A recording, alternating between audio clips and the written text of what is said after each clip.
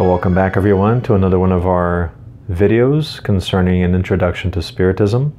This is the second video where we will pick up from where we left off on the last summary that we had about the first chapter of the little book entitled Spiritism in its simplest expression. The first chapter was entitled The History of Spiritism, and as promised, today we'll talk a little bit about the second chapter of this little tiny book entitled The Summary or Summary of the Spirit's Teachings. And in this chapter we'll find items, numbered items, and each one of them briefly talks about very important topics that sort of provide, as I said before, an overview of the Spiritist doctrine as far as what the higher order spirits, which I had talked about in the last video, have come to teach us.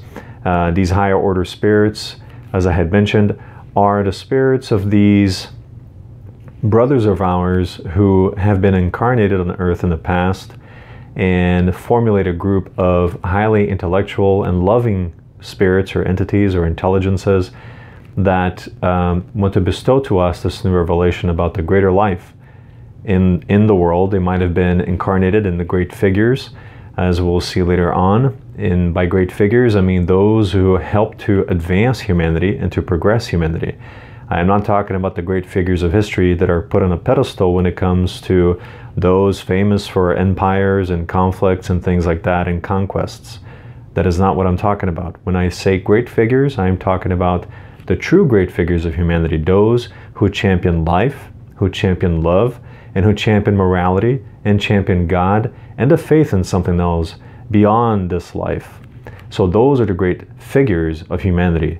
And it is precisely these great figures that have come down to teach us, and by come down I mean this metaphorically, but have come to teach us these maxims, these things that will help guide us in life so that we may walk that straight and narrow path, so that we may find the right footing to continue on this journey, confident in the things that we are doing, that they are right, as long as we listen to our conscience, because the law of God is found in the conscience.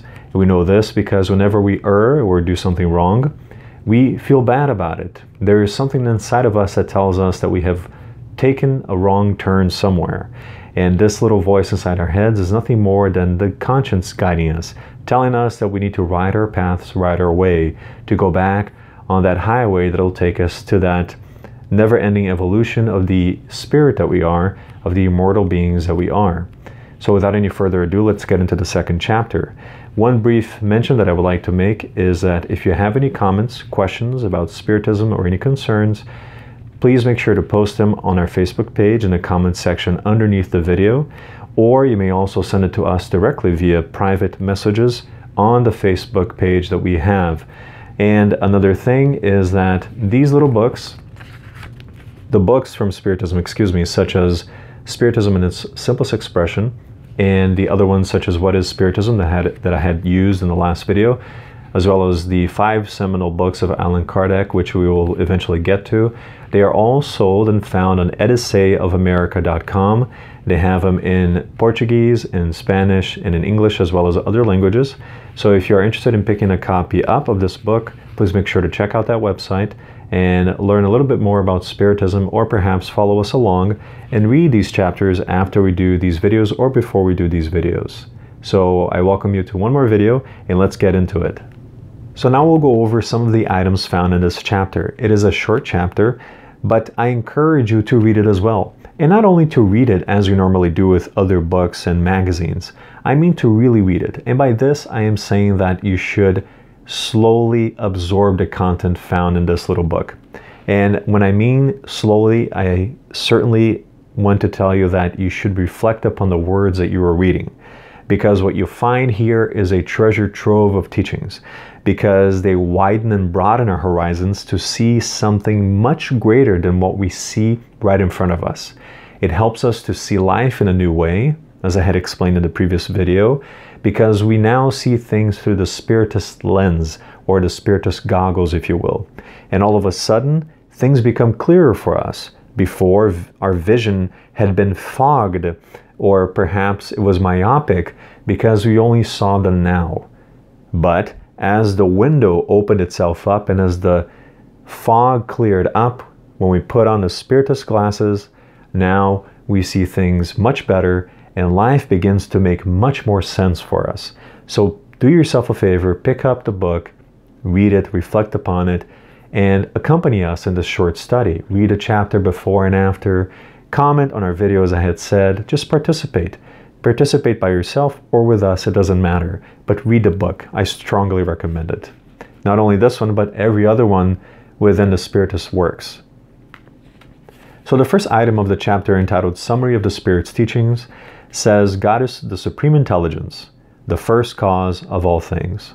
Supreme Intelligence is a great definition, because if we look at the way and the harmony with which nature works, our lives, everything, the processes that entail evolution and everything else, we can definitely see that there is a great intelligence behind all of this. If we look at a great work of art, we can immediately say that this artist has great talent.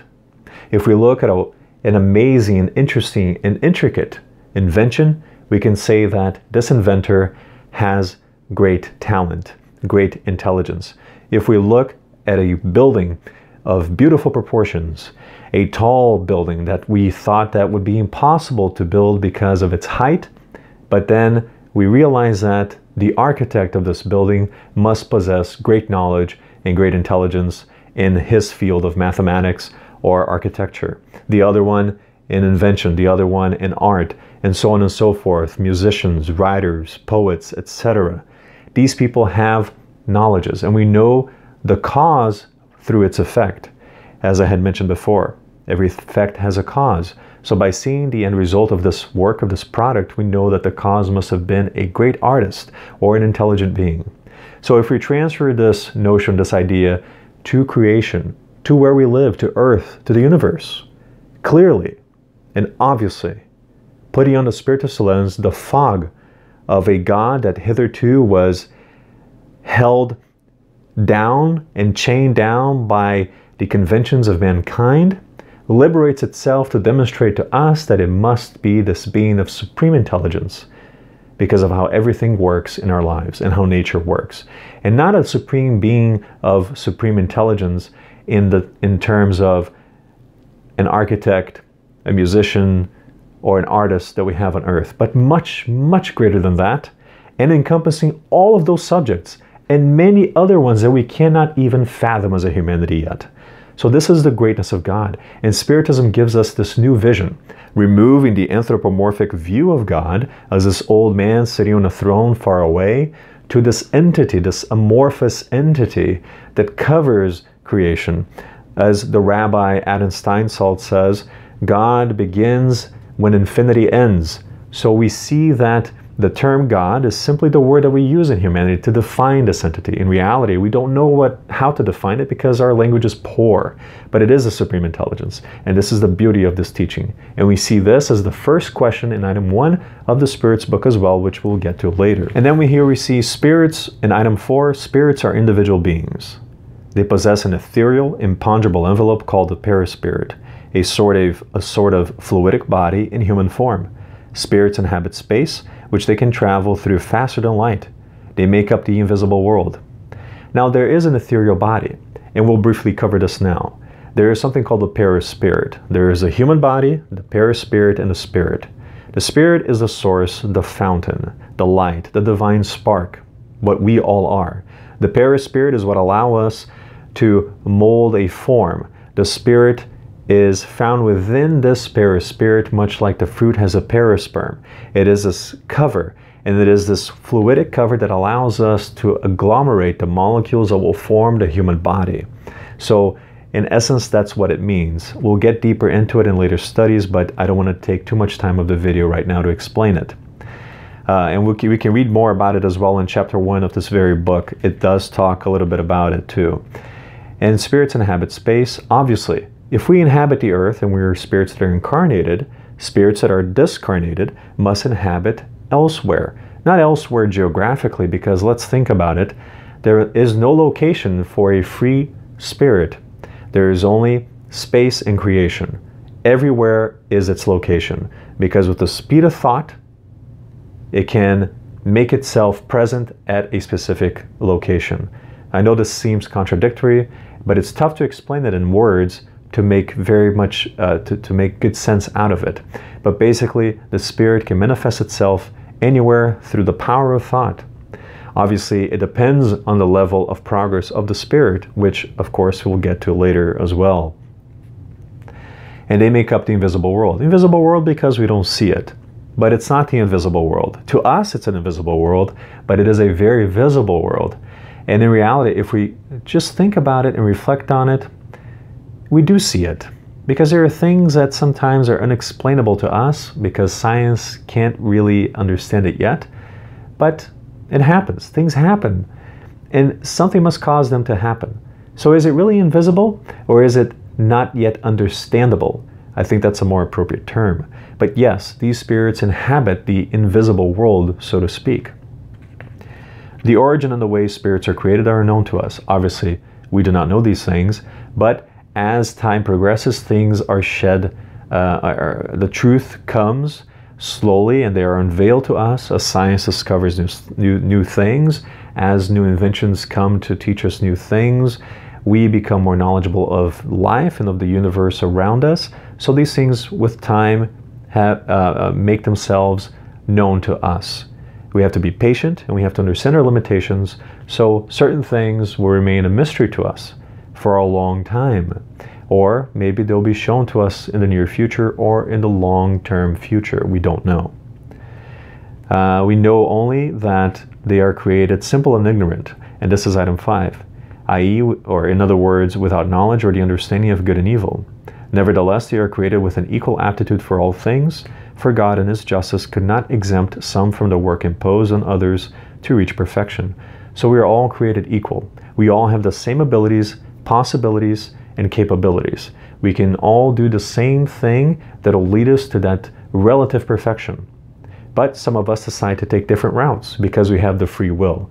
And the free will becomes greater as we evolve because we're able to discern things better. And as this ability to discern becomes greater, we have more of a leeway to act within a certain limitation. So in the beginning, you might say that we only have instinct. And instinct is the guidance of God, of the entity known as the Supreme Intelligence for Spiritism, or our conscience, which is this divine law written within us that is directly connected to this entity, to the Supreme Intelligence, that guides us automatically. We see this in animals, for example. They don't have the ability to discern certain things. Some have it, a very small portion of it. It's incipient. However, we have the ability to discern things now, so we have the free will to choose which path to take. So necessarily, we are not bad or good. We are just a blank slate when we are created. However, we aren't born with a blank slate. There is no tabula rasa. This epistemological idea that we are born with a blank slate makes no sense when we talk about Spiritism. However, when we are created as a divine spark, as an intelligent principle, we are indeed a blank slate that will acquire knowledge as we progress through the many successive existences. And of course, at first, they live in a sort of infancy without their own will and without complete awareness of their existence. And in item 7, we see that God did not create evil. We had just talked about this here. God established laws, and these laws are always good because God is supremely good, of course. If God created evil, then God wouldn't be God. How can the Supreme Intelligence create anything bad? Why would it want us to suffer? Obviously, we know now that through the principle and the idea of free will that any suffering is a consequence of our own actions. So it couldn't be God that would have made things bad for us. It just doesn't make any sense. A perfect being would not create any imperfections. We, because we are still incomplete, not imperfect, we are perfect because we were created by God, by this divine and supreme intelligence. However, we are incomplete, so this incompleteness causes us to still err, and thus we have consequences of these errors. One could say that good is everything that conforms to God's law, and evil is everything contrary to the same law. Obviously, if we go against these laws, we are acting the wrong way. So obviously our conscience tells us, and we feel that we are doing something wrong, and so this is a way to teach us that we have to correct ourselves. Maybe not in this life, maybe in a future life, because there are consequences to every action that we partake in and that we endeavor in, and the things that we do. So we have to always be careful and watch at the things that we are doing, so we do not have to go through these corrections later on.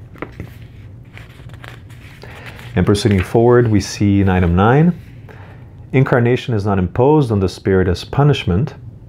It is needed for its development and completion of the works of God. So clearly, we don't incarnate on the earth because we're being punished.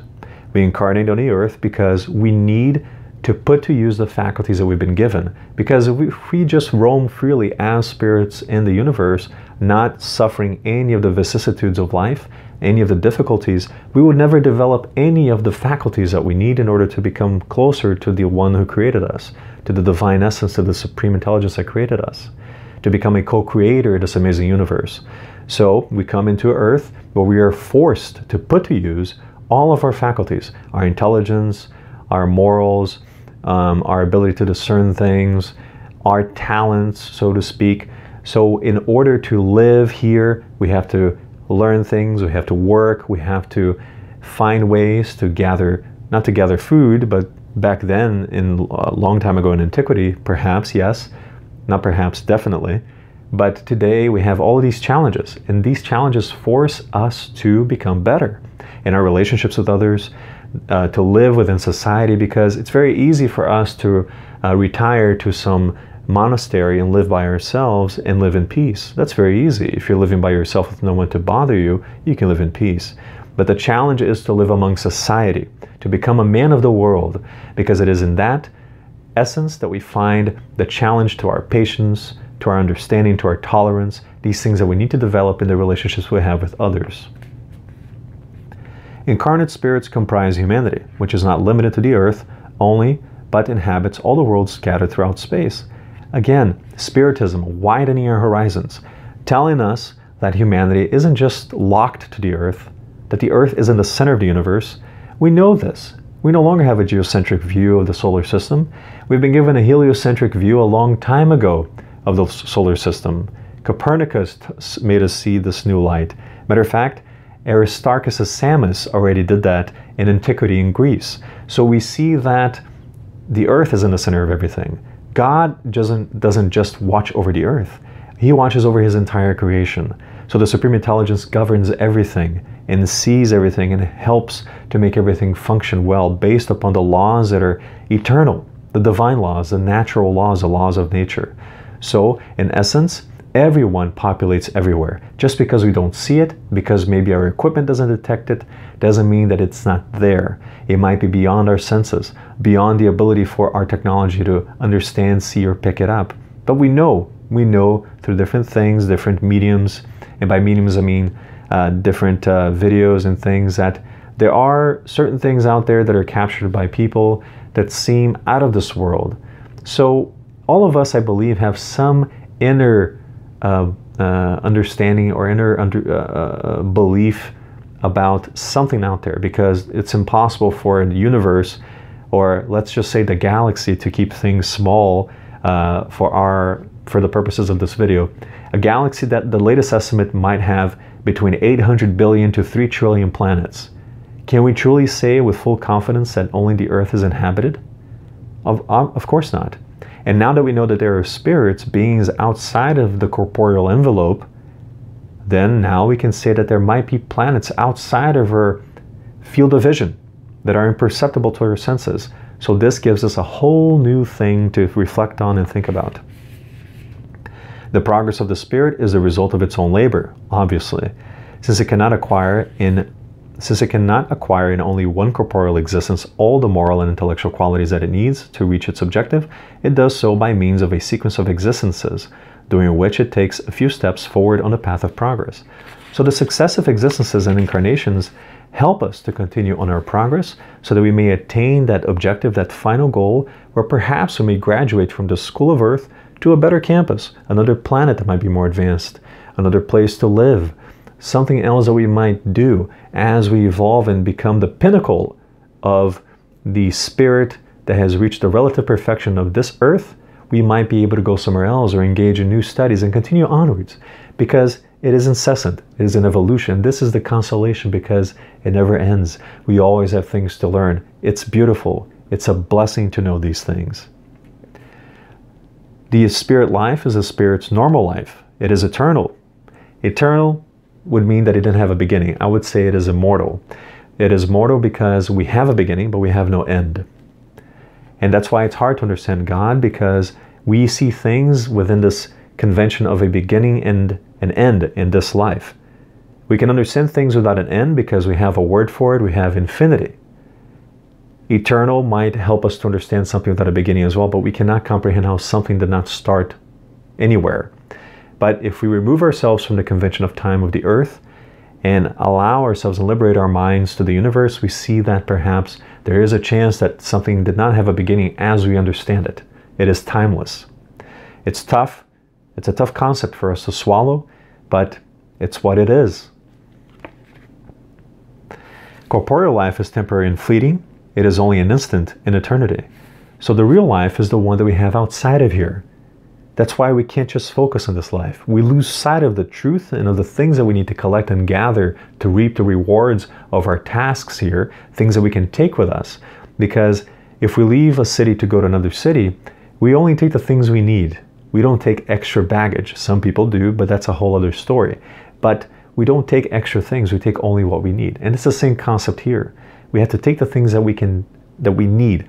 And these are the virtues, the morals, the faculties that we develop, the talents that we develop, the things that we really can take with us that are material. Because if you focus just on this life, we're going to worry about this life only and forget that there's a greater life. So the true reality of our beings, of the essence that we are, is the greater life, not this life. This is a stopping point, a station on the way to something greater, a station that allows us to continue to practice and become better. The guilty spirit is punished by mental suffering in the spirit world and by physical suffering during corporeal life. Its afflictions are the result of its wrongs. That is, of its transgressions of God's law. They are themselves, or they are therefore at one and the same time an expiation of its past and a trial for its future. The guilty spirit is basically we who have made mistakes. We come back by the mercy of divinity to have a new opportunity, a new chance to right our wrongs. And so we come back here and we might suffer the consequences of past mistakes, but we put forth our best effort and we try to overcome it and correct that mistake so that we can liberate ourselves from this guilt. And again, its afflictions are the result of its wrongs. So we are the architects of our own buildings of life, of the immortal life. We create everything for us, who create our own problems. Life is simple. We are the ones who complicate it. It's true. Since God is supremely just and good, he does not condemn his people in eternal punishment because of their transitory wrongs. He continually offers them the means to progress and to repair the bad things they have done. And we see this through reincarnation. Obviously, there's no eternal punishment. It would make no sense for a supremely just and good God to eternally punish anyone, especially for a mistake that can be corrected. If here on earth we make a mistake and we correct ourselves, we are liberated from any type of punishment. We may even allude to prisoners. Prisoners who are given a certain time to quote-unquote redeem themselves for the crime they committed. They are then released once that period of time runs out or is finished. So if the laws of the earth, which are completely not advanced yet, and there's lots of room for improvement, if the criminal justice system of the world provides this, why would this justice system of the universe, the cosmic justice, not do the same thing? It makes no sense. There is no eternal punishment. If we are only eternally punished, quote unquote, if we eternally do things that are wrong. But the moment that we repent and we regret what we did, we already start the road to progress and to correcting the wrongs that we may have done. And then we begin to liberate ourselves from this self-imposed punishment. When they incarnate, spirits bring with them what they acquired during their previous existences. This is why people instinctively display special aptitudes or good or bad inclinations that appear to be inborn. This is great. This is the explanation for the inequalities of the world. All of us are in different levels because we have all done different things throughout our successive existences. So we see children that are prodigies, children that have trouble with learning things, children with specific talents, humans with innate abilities to learn languages, to learn instruments, to draw. These things are all explained with Spiritism. They're all explained with reincarnation. It's as simple as that. Natural bad inclinations are the remnants of a spirit's imperfections. That is, it has not yet rid itself of completely. They are also indications of the wrongs it has committed, the true meaning of original sin. During each existence, it must wash away a few of its impurities. So there you go. I don't have to expand upon this. In each new existence, people are what they make of themselves. It is for them a new departure point. They know their current faults, and they are aware that these are the consequences of previous ones. They can deduce what wrongs they committed in the past, and this is sufficient for working to correct them. If they no longer have the imperfections they used to have, they no longer need to be concerned about them. They have their current ones to be concerned about. So you want to know what you may have done or been in the past life? Take a look and reflect on your own thoughts. What are your inclinations? What do you like to do? Where do you like to hang out? What are the things that you enjoy? Who are the people with whom you like to interact? What type of work do you like? What interests you? These things give us all a clue as to why, as to the things that we may have been in the past, the personalities we may have been in the past, and our past lives and what we may have done in the past as well. So we have to really sit back and reflect on this, and to understand perhaps that there might be a way for us to become better and to improve by truly thinking about what are we doing in this life. And maybe I might be able to detach myself or detach ourselves from these things that still hold us down, that still detain us in the earthly existence. And instead we have to unchain ourselves so we can take flight and overcome these obstacles that we imposed on ourselves from past existences. The diversity of inborn moral and intellectual aptitudes is proof that the soul has lived before. If it had been created simultaneously with its current body, it would not be in accordance with God's goodness for some to be born more advanced than others. Again, there is no epistemological tabula rasa, no blank slate. We're not born with nothing. Because if that was the case, we wouldn't have technology. We wouldn't have any of the inventions that we have today. It's as simple as that. Humanity wouldn't be where it is today because everything would begin from zero. Obviously, some may begin start a work in a past existence, leave this life, be able to continue to study in the spirit life when it's liberated in the invisible world, as we had mentioned before, and then come back in another life to continue on that work. We see this because there are scientists who seem to be able to pick up on things that were left off before in previous generations, and they are able to complete and expand upon certain works that it just boggles the mind. This is what Spiritism brings to us, this revelation, this comprehension, understanding of things and how they work, and how we are not just things that are born from a mass of cells, from the zygote to a mass of cells to a fetus. No, we are much more than that. We are connected before the zygote is formed. We have the affinities throughout successive existences with family members and so on and so forth. And we'll delve into this later on. And of course, it would not be in accordance with God's goodness to give some people the ability to do things, to impair some people physically, to have some people be mentally challenged. Clearly, there's a cost to all of this. If God is supremely just and good, why would he do this to anyone? Why would it, in reality, do this to anyone? Because God is neither he nor she. It's a supreme intelligence. So if it's a supreme intelligence, it can't err. The problem is that we impose our own conventions and perspectives on what we think this supreme intelligence might do and how he or she, or not he or she, excuse me, how it might act. That's the problem. We have to remove ourselves from these analyses and allow the analyses to be done with no bias, with an impartial analysis, so we can further understand these things. Why are there both non-civilized in civilized humans, good and bad persons, fools and wise persons. Everything is explained by realizing that some have lived more existences and have consequently acquired more attributes than others. So to finalize today's short video, I hope this was a bit better and more refined than the first one. Spiritism is not a new light, but a brighter one, for it has appeared at all points of the globe through the voices of those who once lived. And we know this because Spiritism is the advent of a new realization for humanity. And when Kardec says, when the little book says and Kardec says all over the world, is because when Spiritism manifested itself, the meetings weren't only happening in Paris, as I had talked about in the previous video, in the previous chapter, History of Spiritism. They were manifesting themselves all over the world, in every country.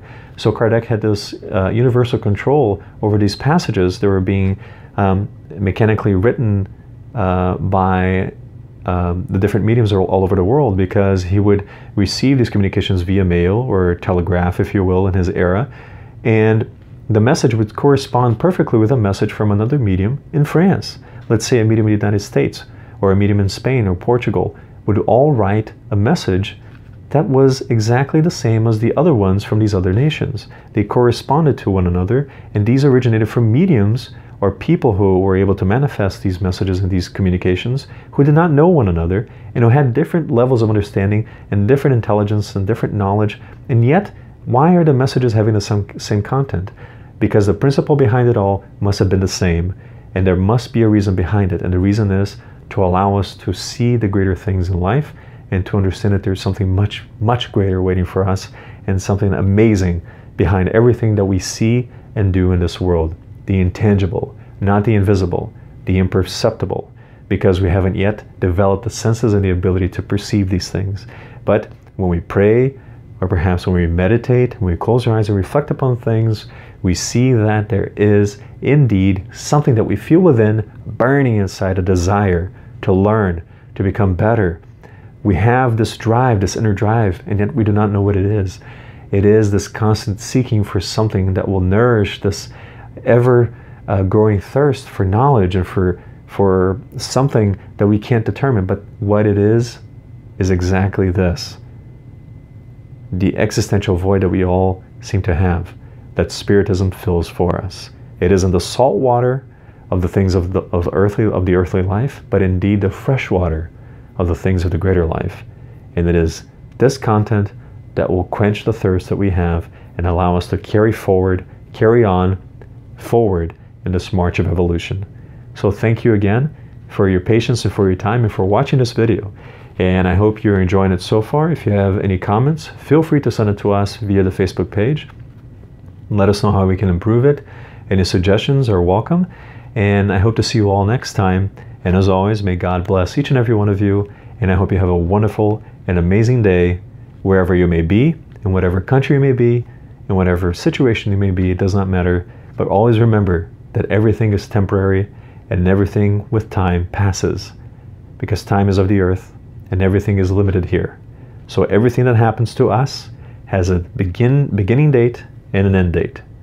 And this is the consolation that we have, that nothing lasts forever here on this earth. Everything ends at a certain point, and then we are free to continue on our wonderful journey of evolution, of growth, and of developing the spirit that we are, to become closer with that supreme intelligence that created us long, long ago.